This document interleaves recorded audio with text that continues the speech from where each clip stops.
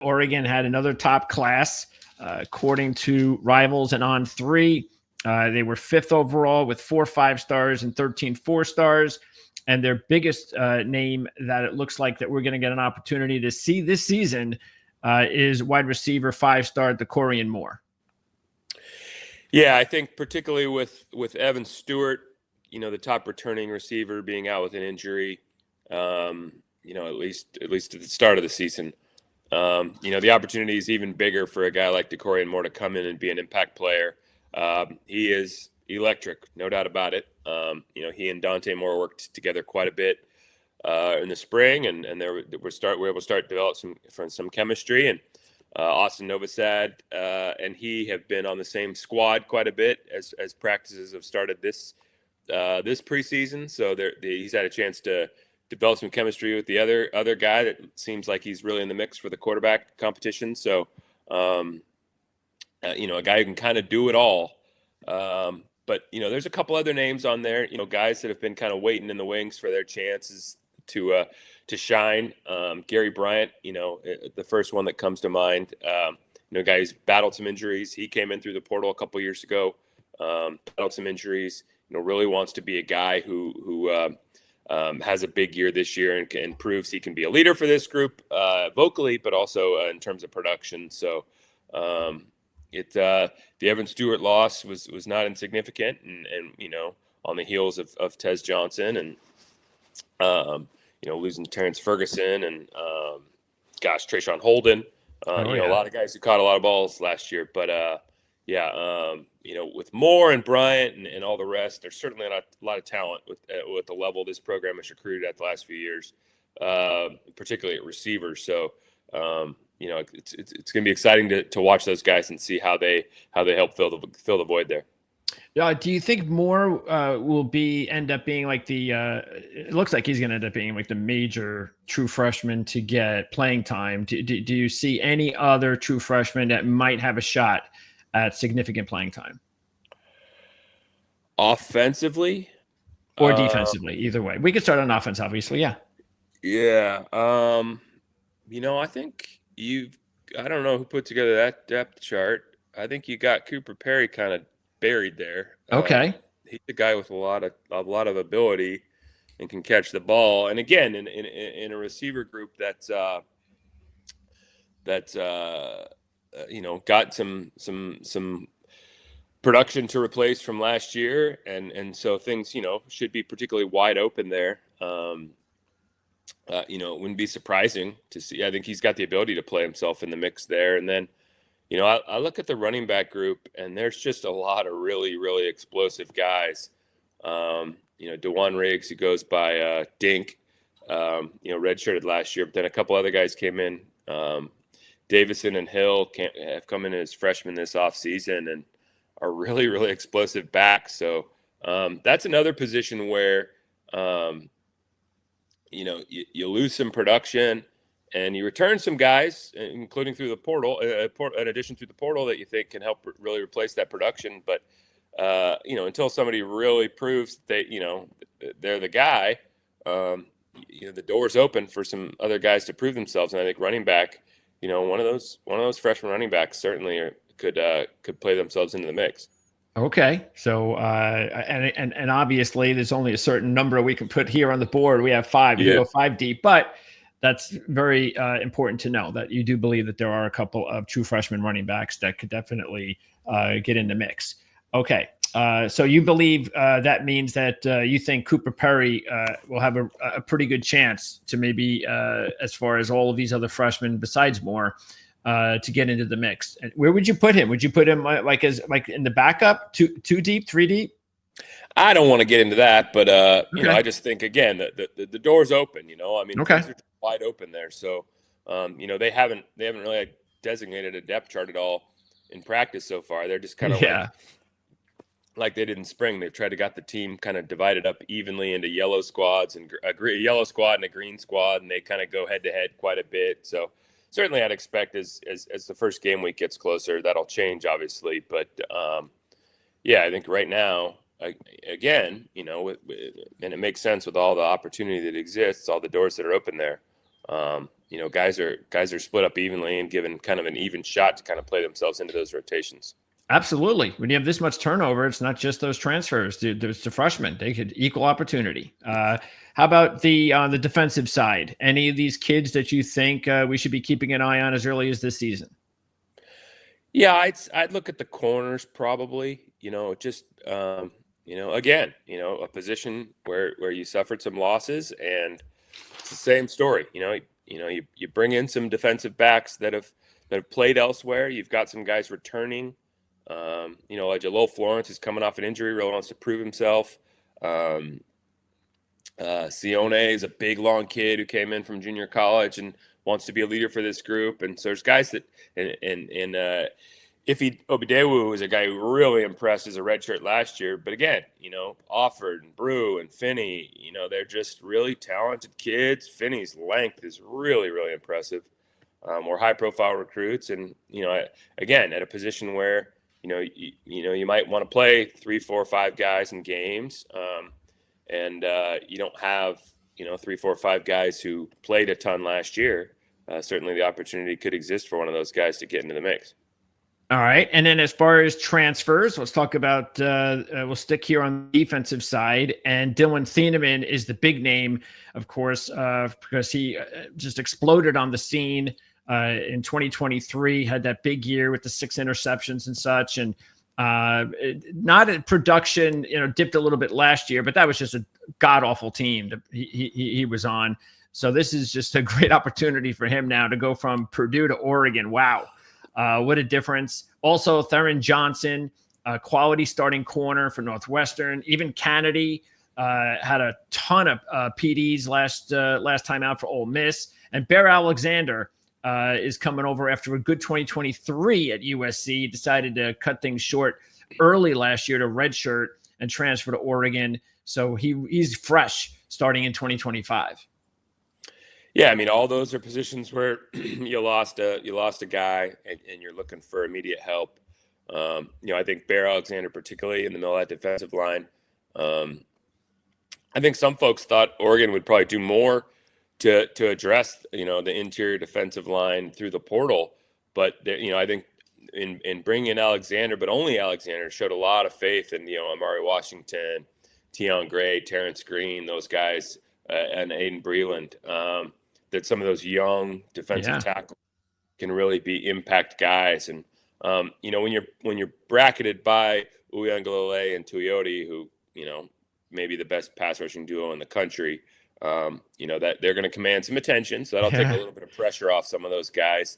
And then Betcher's a really proven guy behind them at inside linebacker. Devin Jackson's a really athletic guy who is a leader for this defense too. So they'll take some pressure off those D tackles, including Bear Alexander.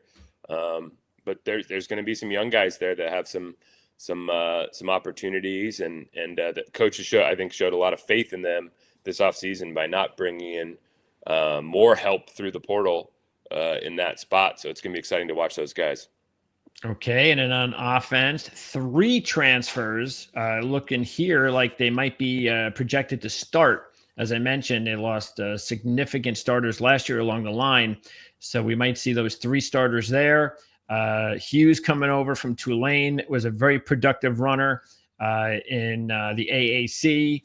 And then a couple others there on the depth chart. So the biggest story there with the transfers on offense is you get Hughes, who is an electrifying player, and now he's going to get to play for Oregon, and we know that'll just up his game. And then also having 3 new offensive linemen. Yeah, Hughes getting player of the year, preseason recognition, things like that. I'm going to be really excited to watch him in this offense, and because obviously what this offense has done under Will Stein. The numbers speak for themselves. The O-line guys are just really impressive. I mean, Isaiah World is just, when you lose a Josh Connerly, you feel like there's going to be a drop off, and to bring in World, wears the same number even, and just looks like a dude, is pretty impressive. And so, that group, I mean, that's a bunch of grown men along the front. They haven't played together, obviously. So that's going to be the key. How quickly can things come together? We watched this Oregon team last year against Idaho and Boise State. really kind of spin its wheels a little bit early in the year.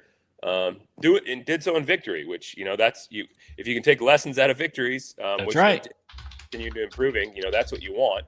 And so I think that speaks to the job the coaching staff did, kind of navigating the program through those first couple games, and not kind of overreacting to some less than perfect play.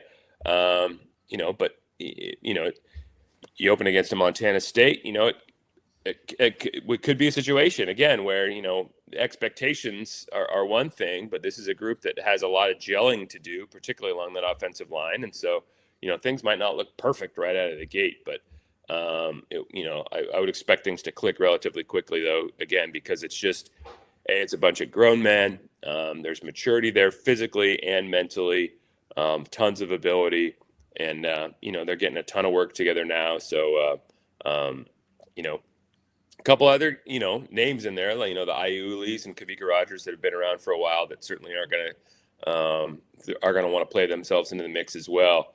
But you look at that five as you have it there. I think a lot of people expect that to be the front five, and if it were, again, just a ton of experience, albeit not together here at Oregon. Okay. Now let's talk about the holdovers, and I definitely want to get your opinion on some potential breakout players from the holdovers. But we got to start at quarterback with Dante Moore. See, all I remember from watching Dante Moore was how much he was struggled at UCLA as a freshman.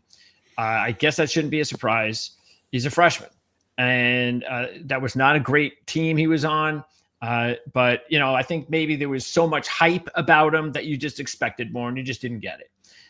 Now he's on Oregon. He's been there. This will be his second season, first season as the starter. And this is where coaching comes in. No question about it, because the kid's got a world of talent. But again, any young player, you just don't know what you're going to get. What have you heard so far? And what do you think we should expect out of Dante Moore?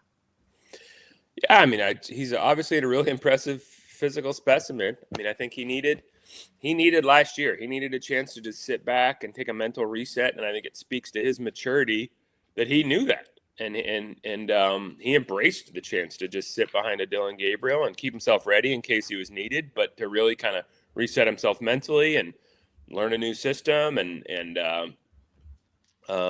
really kind of come into his own. I mean, the ball comes out of his arm so easy. It's just really impressive.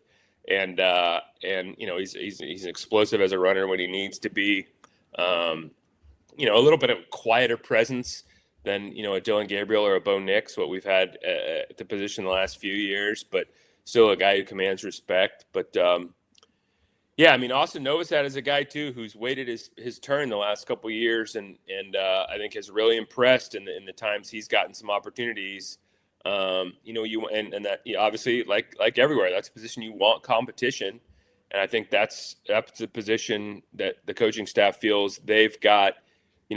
Worst case scenario for Novosad, a guy who is more than capable of pushing more and spelling more if the need arose, but pushing to the extent that he could maybe challenge there. I mean, it is still early in the preseason right now. I think a lot. You're far from the only one who expects Dante Moore to be the guy to take the first snap against Montana State. But Novosad's a guy who's really advanced relative to the experience he's gotten in games the last couple of years, and okay. So I think likes him. And then Luke Moog is a guy who really, really athletic, really explosive runner. Nobody around here wants to compare anybody to Marcus Mariota because he set the bar around here so high. But a guy who just is explosive as a runner. Moga is in that way, and really opened eyes in the spring game, and showed some potential to be a guy who can have an impact. Whether that's as a role player in a situational guy, or just a guy who continues to develop and tries to play himself into the mix for the position this year or in future years. I think he's a guy. There's a lot of excitement for down the road. So you really do believe that there is a competition there between Novosad and Moore, and Novosad will have a chance if he outplays Moore. He's going to get the start. Do I believe that? Yeah, 100% potential. That if he outplayed 100%. Yeah, I do not think that job has been handed to Dante Moore since he got here or since Dylan Gabriel left or anything like that. No. Okay. Yeah. All right. And this, I guess you, like me, you must feel really old when you see Achilles Smith Jr. there, fourth on the depth chart. So I don't know what kind of recruit he is, but we all remember, of course, what kind of quarterback his father was. So, yeah, the first season, the first year I ever covered a game at Autzen Stadium was 1997. And Achilles Smith was a quarterback on the roster that year. The first full season I covered was 1998. Achilles Smith was the starting quarterback that year, and now his kid's on the roster. We've also got a kicker on the roster, Rocco Graziano, whose dad is a close friend of mine, and I've known the kid since he was like an infant. So, yeah, if the gray beard doesn't give me away, having kids of people I knew when they were here earlier, it certainly proves it. But yeah, Achilles Smith, just a really big, tall kid. His dad had a rocket arm, and he inherited those genes. So, like his dad was, kind of a raw talent, I think, with a really, really high ceiling as he arrives on campus. And so just kind of exciting to see how he develops this year and beyond. Okay, let's get into in the last few minutes we have, get into the top players to keep an eye on for the program outside of transfers and freshmen and all that. So who are considered outside of the quarterback room, who are considered the leaders? A couple of guys that would be considered like the face of the offense regarding the veterans. And I know Sadiq's one of them. We talked about him. Matter of fact, you mentioned him because I'm going to ask you about breakout players too in a little bit. And you got the scoop. You got the scoop on we him. did. So I'm going to hold you to a new scoop in 2025. You did so good last year. But yeah, Sadiq's got to be one of those kids. Yeah, no, he's one of the fun things I always joke about, working with college kids is just the wide range of kind of development, and sometimes you get kids who get to campus, are here for 4 or 5 years, and by the time they graduate, they're still kids. Sometimes you get kids who show up on campus and they're adults from the moment they get here, and that's Kenyon Sadiq, just a kid with a ton of maturity on and off the field. Obviously, if you see a photo or video of him physically, he's been built like a grown man since he got here, but a guy who just carries himself with a lot of poise and maturity. And so the fact that he has already been an impact guy, I think coaches are going to try to find a ton of ways to get him involved even more this year. Not a surprise, but Pancho Lalaulu, the guy in the middle of that offensive line at center. You want a guy who's a vocal leader outside of the quarterback room. It's no question it's him. I mean, he and Dave Iuli a little bit too is another guy who has been on this offensive line and not afraid to raise his voice and say, hey, if things aren't going well in practice, or if guys need to sharpen up, or if the defense is getting better than the offense, you want a voice that's going to rise up and say, hey, this isn't it. We need to raise our game. It's those guys. And, this program's recent history at center is really good. Jackson Johnson winning the Remington a couple years ago. And Poncho's definitely kind of inheriting that mantle. I mean, he's a guy who is every bit the vocal leader of this offense.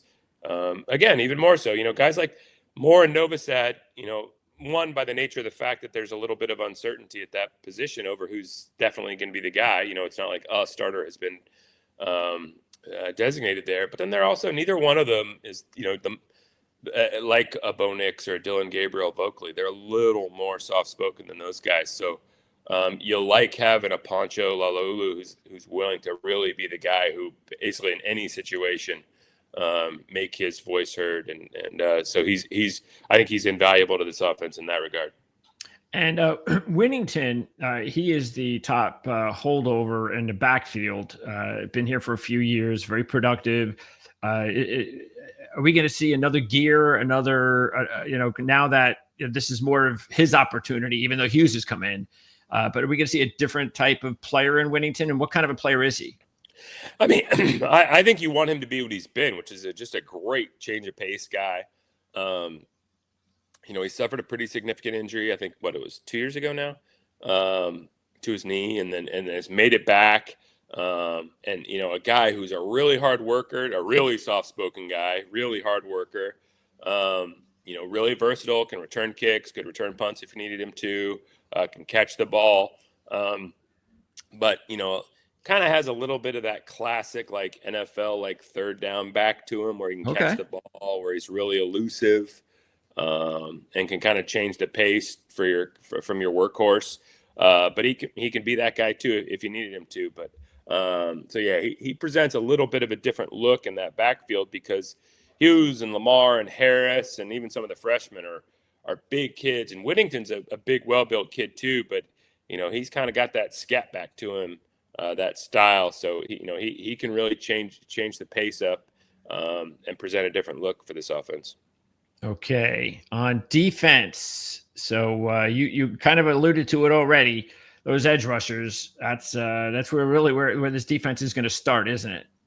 Yeah, those guys are elite. Tuioti and Uiagalelei are proven commodities at this point. I think Blake Purchase is a guy who has shown flashes that he can play himself up into that realm with those guys, and if nothing else, be a very, very solid rotation guy behind them. Elijah Rushing's a former 5-star recruit there, so I think this program has just recruited at a different level the last few years. Particularly at some specific positions that I think they've identified. You look at those young corners, you look at the young receiver group, and then you look at the recruiting that's been done at the edge positions. The last 2-3 years under Dan Lanning, it's just been a different level than it had been around here before that. Mario Cristobal kind of famously changed the profile of recruit Oregon would pursue on the offensive line, and to some extent the defensive line. And that's under Dan Lanning. There's been other positions kind of added to that mix, and edge is one of them. And so you see the guys that have come in at those positions. And then, I think I'll be looking for some of those young D tackles. I mean, Amari Washington has all the physical ability in the world. Okay. If he can kind of lock into what they expect of him and what he needs to do play in, play out, he could be a really, really high impact guy on the middle of the D line. And Betcher, would he also be a pretty big part of this defense? Oh, 100%. Yeah. I mean, you're talking about a proven guy.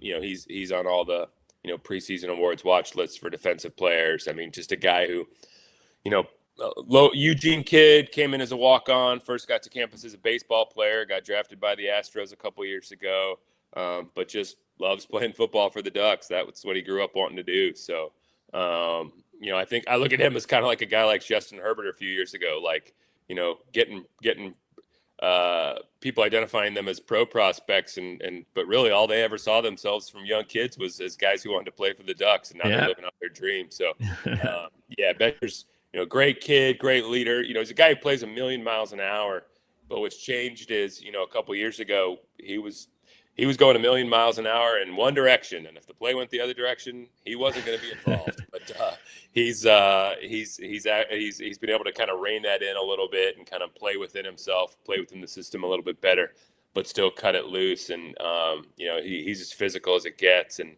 a guy who can really set the tone in the middle of that defense. And who would be considered the top defensive back coming back for the team? We talked about the transfers and the freshmen, but is there one potential standout there that's above the rest, or are they kind of, all in the same? I mean, I think there's a lot of guys who really, want and need to prove themselves back there. I mean, Florence is a guy who's maybe played the most snaps. I mean, I'm not looking at snap counts, or I don't have that in front of me, but a guy who played quite a bit, missed last year, and I think want to prove so he can get back to being a guy who's really productive and can be kind of a leader for this group. But yeah, I mean, the opportunities abound for a lot of guys, and Obade was a guy who, really, I think, impressed last year. And Laulea, again, Sione, again, a JC guy a couple years ago, really big, long corner. He's trying to prove himself as a leader this year. If he can win himself a a prime role on the defense. I think that only enhances his credentials as a leader. And so, he seems to be maturing quite a bit, so that helps. And then you've got those freshmen pushing them all too. So I don't think anybody can can get real comfortable with their position in the secondary. Obviously, those transfers, are proven guys who played a lot of football, and Yep. bring them in hoping and expecting that they're going to be able to win prominent roles. But the other guys, I mean, it's a dogfight, and it's fun to watch in practice. All right, now let's wrap up the roster here with the breakout players for 2025. We'll start on defense. Give me a couple of players here that you think might be ready to break out as far as holdovers from last year. Well, again, I think Amari Washington's a guy. The door's really open for him to after losing Jamari Caldwell and Derek Harmon. You bring in a Barrett Alexander, but the door's really open for kind of that next high impact guy on the middle of the defensive line to break out. And if you saw Bruce Feldman's freaks list that came out the other day, I think he was number 4 on the freaks list, because he's just his size and athleticism combination is just really, really rare. So I think he's a guy, the potential's there, and you just hope he grabs it and runs with it, because the sky's really the limit. Kingston Lope is a guy who was pressed into action late last year. When Oregon had to face a bigger receiver, they gave him some opportunities back there, and he looked like he could hold his own. I think the opportunities can be there for him to maybe impact this defense a little bit. And then Obade was, I mentioned his name a couple times, so I may as well keep rolling with that. I think if there's a guy, at corner that, hasn't really played much that could really impact that rotation, he could be that. Okay, that's offense. That's defense. Now let's go to your breakout players on offense. Yeah, I mean, Decorian Moore, you started with him, and I think he's a guy who looks like he could be a leader production-wise for this receiver group. But Jeremiah McClellan's a guy who came in with some accolades as well, and again, with the losses at that position, there's an opportunity there, and he's certainly got the talent to be a guy who impacts that depth chart as well. Justice Lowe is a guy who wasn't as much of a big time recruit as some other guys, but just as a guy who makes plays and just shows up every day and is a consistent presence in the rotation. And I think he's a guy who, he might not be as flashy as some of the other guys, but he's a guy who you could look up at the end of the season, look at the receiving numbers and be like, oh, I didn't necessarily realize he was like a top 5 producer at receiver this year, but okay, sure, he was just kind of there, game in, game out producing. I think he could have a year like that. And then again, some of those young running backs, whether it's Jordan Davison or Dier Hill or Dink Riggs, even though there are, some older guys and some more proven guys in the running back rotation, I think the opportunity is going to be there for one or more of those young backs to try to impact that rotation and potentially assert themselves.